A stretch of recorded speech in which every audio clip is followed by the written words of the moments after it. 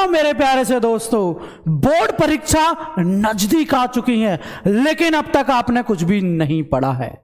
अगर आप एक 10th या 12th के बहुत बहुत नॉर्मल से, बहुत साधारण से विद्यार्थी हो, जो अभी से कुछ पढ़कर बोर्ड एग्जाम में कुछ बड़ा करना चाहते हो, जो चाहते हैं कि सर कुछ 4-5 पॉइंट ऐसे बताओ जिनको मैं फॉलो करूं तो मैं अच्छा स्कोर कर सकूं, है ना, अच्छा समझते हो ना, लाइक 80+, 90+, ऐसा सोचते हो ना। आता है भैया, माइंड में सबके आता है। मैं भी विद्यार्थी रह चुका हूं, मुझे भी पता है, मैं भी शॉर्टकट मारने के तरीके ढूंढता रहता था। भैया शॉर्टकट तो नहीं बताने वाला, लेकिन कुछ 5 पॉइंट बताने वाला हूं।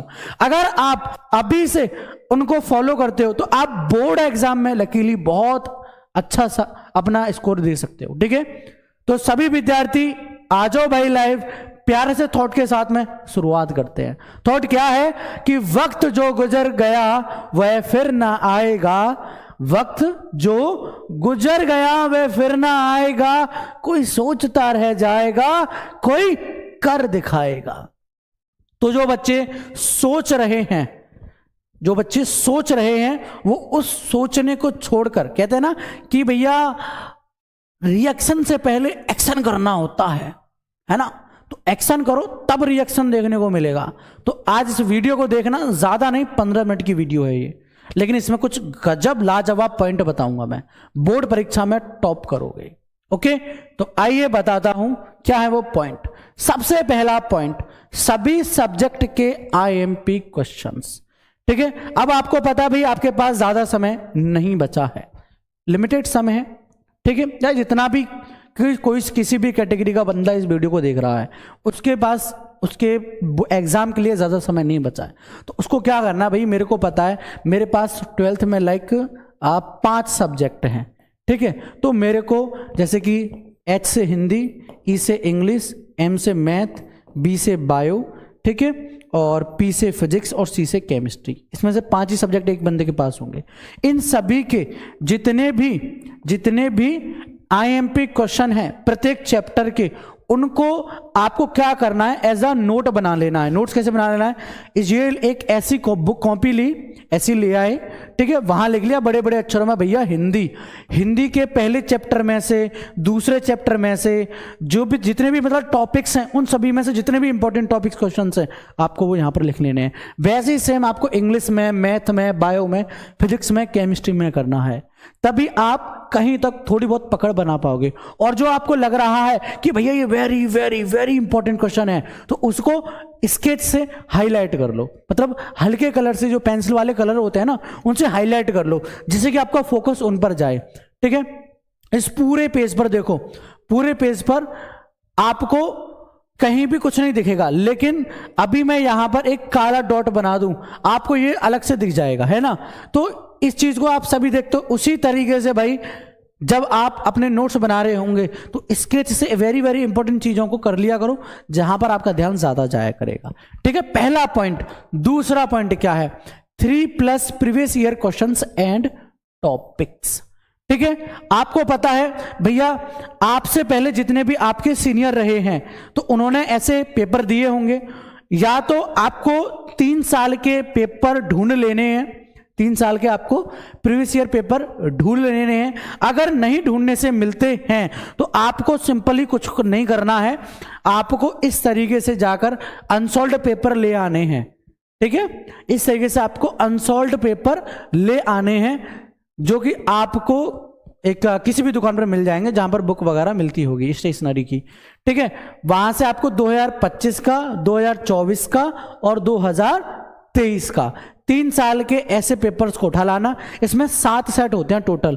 ठीक है, तो 7 या 21 सेट आप सभी सब्जेक्ट के तैयार कर लेना, चाहे हिंदी हो, फिजिक्स हो, केमिस्ट्री हो, मैथ हो या बायोलॉजी हो, सभी सब्जेक्ट के 21 सेट तैयार कर लो, तब भी आप 90+ में स्कोर कर जाओगे। ये बात मैं लिखकर आपको दे सकता हूं, सच में। ठीक है, तीसरा point, self study and revision. देखो भैया आपको सर ने पढ़ा दिया, आपने उतनी देर क्लास कर ली, आप पढ़ लिए, ठीक है, सिर्फ उतने भी नहीं हो गया कि सर आए, पढ़ाए, चले गए, हमने पढ़ लिया, याद हो गया, सर ने पूछा, हमने जवाब दे दिया, ठीक है, यहां तक बेहतरीन था, अच्छा था, लेकिन आगे का क्या? आज याद है लेकिन कल याद रहेगी, ये कैसे संभव? अक्सर देखा होगा ना कि आपने 2-4-6 दिन पहले कोई टॉपिक या क्वेश्चन पढ़ा था, लेकिन 2-4-6 दिन बाद अगर कोई उसका सवाल वो पूछता है तो आपसे उसका जवाब सही तरीके से नहीं दिया था। क्यों? क्योंकि वहां कमी होती है सेल्फ स्टडी की और रिवीजन की, जहां पर आप उन चीजों को दोबारा तैयार नहीं करते हो या फिर खुद से स्टडी करने की कोशिश नहीं करते हो। ठीक है, मैथ में क्वेश्चन है, फॉर्मूला लगाकर आप खुद से भी सॉल्व कर सकते थे, लेकिन नहीं, आपको मैथ वाले सर की भी जरूरत है। चलो ठीक है, उसी पैटर्न पर अगला प्रश्न है, तो आप क्या करोगे? बहुत से बच्चे करते हैं कि उसी पैटर्न के सवाल को फिर सर से पूछने चले जाते हैं, तो सर वहां क्या जवाब देते हैं? अरे भाई, जो मैंने अभी समझाया है उसी पैटर्न पर तो है ये सवाल, वही फॉर्मूला लगा के इसका जवाब कर दो। तो जब आप खुद उसी फॉर्मूले को लगाते हैं और फिर उस प्रश्न का जवाब देते हैं और जो आपका सही आंसर आता है उसी को कहते हैं भैया सेल्फ स्टडी, खुद से चीजों को सीखना और करना। तो ये भी एक महत्वपूर्ण पॉइंट होता है आपको बेहतरीन स्कोर करने के लिए। ठीक है, आपको एक कहते हैं ना कि अच्छे से अच्छा, बेहतरीन से बेहतरीन, गजब तरीके का परिणाम लाने में। ठीक है, अगला पॉइंट क्या है आपके सामने? टारगेट सेट करो। देखो, एक भूखा व्यक्ति जब उठता है सुबह को तो उसका पहला टारगेट क्या होता है कि मैं अपने इस भूखे पेट के लिए रोटी का इंतजाम करूं, होता है। वैसे ही एक विद्यार्थी का जीवन में सिर्फ और सिर्फ एक ही टारगेट का होना चाहिए कि वो जिस भी प्लेटफॉर्म में है, चाहे वो 12th का हो, 10th का हो, ठीक है, या फिर ग्रेजुएशन का हो, ठीक है, जैसे BA, BSc, BCom, B.Ed वगैरह, तो उसका क्या टारगेट होता है कि भैया वो अपने जिस भी प्लेटफॉर्म में है वो वहां पर वो टॉपर कहलाए। लेकिन टॉपर बनना आसान नहीं होता। अगर एक बार मानो क्लास में टेस्ट हुआ, उसमें गलती से तुम टॉपर बन गए, तो ये जरूरी नहीं है कि आने वाले टाइम में भी आप टॉपर रह जाओगे, टॉपर बने रहोगे, है ना? ये भी तो नहीं हो सकता ना। तो आपको टॉपर बनने के लिए क्या करना होगा? एक टारगेट सेट करना होगा कि भाई मेरे को जो है डेली बेसिस पर अपने टारगेट सेट कर लो। ठीक है, डेली बेसिस पर भैया मुझे आज मेरे इन सभी सब्जेक्ट में पहले चैप्टर के जितने भी IMP लॉन्ग क्वेश्चन हैं या फिर भैया शॉर्ट क्वेश्चन हैं या फिर भैया ऑब्जेक्टिव क्वेश्चन हैं, इनको मैं तैयार करूंगा। आपने ये तो अपने पढ़ाई में टारगेट सेट कर दिया सभी सब्जेक्ट में। इसी तरीके से आपको एक और आपको दूसरा टारगेट सेट करना है आपके नंबर्स में, आपके परिणाम में। किसमें? आपके परिणाम, इंग्लिश में बोले तो भैया रिजल्ट में, कि भाई मैं अपना सभी सब्जेक्ट में 90+ में स्कोर करूंगा। ये जब आपका टारगेट होगा तो तब आप सभी चीजों को तैयार करोगे, इंपॉर्टेंट क्वेश्चन को भी तैयार करोगे, प्रीवियस क्वेश्चंस को भी तैयार करोगे, लेकिन लकीली आप मेहनत बहुत करोगे। ठीक है, आप बहुत बेहतरीन, बहुत अच्छा करने की कोशिश करोगे। कब? जब आपका टारगेट सेट होगा। ठीक है, अब आपको पता है भैया मेरे को जरूरत 500 रुपए की है और मैं कमाऊं 300 रुपए, तो क्या होगा? मैं उदास हो जाऊंगा, अरे यार मैंने इतना मेहनत किया फिर भी 300 मिला। तो वहां आपका सवाल पूछना आपसे खुद से बनता है, क्या मैंने 500 रुपए के हिसाब से मेहनत की थी या नहीं? अगर की थी तो फिर परिणाम 500 के हिसाब से क्यों नहीं मिला था? तो वहां गलत आप ही हो, आपने 500 के हिसाब से मेहनत नहीं की। उसी तरीके से अगर आप 90+ में स्कोर करना चाहते हो तो 90+ के अकॉर्डिंग मेहनत करो, नियम बनाओ, कुछ भी करो, दुनिया को भूल जाओ, अपने आप को एक कमरे में बंद कर लो, किसी से कोई बात मत करो, कुछ भी हो कैसे भी हो, भाई दिमाग में सिर्फ और सिर्फ 90+ का टारगेट आपके होना चाहिए। यही सोच, यही धारणा, यही विचार आपको आपके टारगेट तक, आपके ड्रीम तक, आपके सपने तक लेके जाएंगे। इस बात को अपने माइंड में सेट कर लो। अगर आप सोचो बैठे बिठाए बिना कुछ करे सिर्फ और सिर्फ ओवर थिंकिंग करने से आप एक अच्छा स्कोर कर सकते हो, तो भाई ये पॉसिबल है ही नहीं।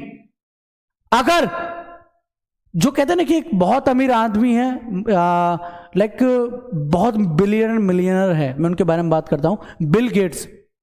उन्होंने एक छोटे से कमरे से एक माइक्रोसॉफ्ट बनाया और आज वो टॉप अमीरों की गिनती में आते हैं। अगर वो भी तुम्हारी तरह उसी कमरे में बैठकर ओवर थिंकिंग करते रहते, अरे ये होगा, वो होगा, ऐसे होगा, अगर वो भी आगे की चीजों के बारे में बहुत ज्यादा सोचते तो वो कुछ नहीं कर पाते।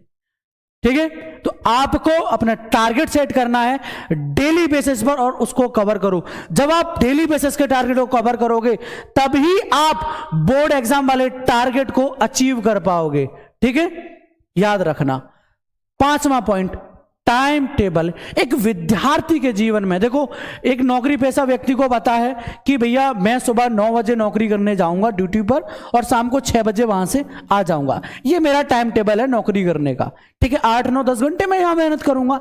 लेकिन ऐसा ही टाइम टेबल एक विद्यार्थी का होना चाहिए कि भाई मुझे 90+ में स्कोर करना है। अब मुझे इसके लिए टाइम टेबल बनाना होगा कि भाई मेरे पास इतने सभी सब्जेक्ट हैं, मुझे इन सभी सब्जेक्ट में इतने इतने टाइम पर इतना इतना जो है देना है। अगर आपने बहुत से टीचर सुना होगा, वो कहेंगे कि बेटा जब जो पढ़ने का मन हो, जो सब्जेक्ट पढ़ने का मन हो वो आप पढ़ सकते हो। ठीक है, बहुत से बच्चे इस बात को मान लेते हैं और करते हैं, पर कर वही पाते हैं जिन्हों में पढ़ने का जज्बा रहता है, जिनमें जानने की जिज्ञासा होती है, वो इस पैटर्न को माने। जो मन के कच्चे हैं, जो अपने नियमों का पालन नहीं कर पाते, तो उनके लिए टाइम टेबल सख्त होना चाहिए कि भाई मेरे को सुबह 4 बजे उठते ही भाई मैथ में सबसे पहले 10 क्वेश्चन सॉल्व करने ही करने हैं। अब चाहे 10 क्वेश्चन को सॉल्व करने में मुझे भैया 1 घंटा लगे या फिर 2 घंटा लगे, मैं ये नहीं देखूंगा, मैं भैया मैथ के उन सभी सवालों का जवाब दूंगा। ठीक है, कि भैया मुझे बायो में सुबह 10 बजे से भाई मुझे उसमें पहले चैप्टर के जितने भी लॉन्ग क्वेश्चन हैं वो लॉन्ग क्वेश्चन तैयार करने हैं।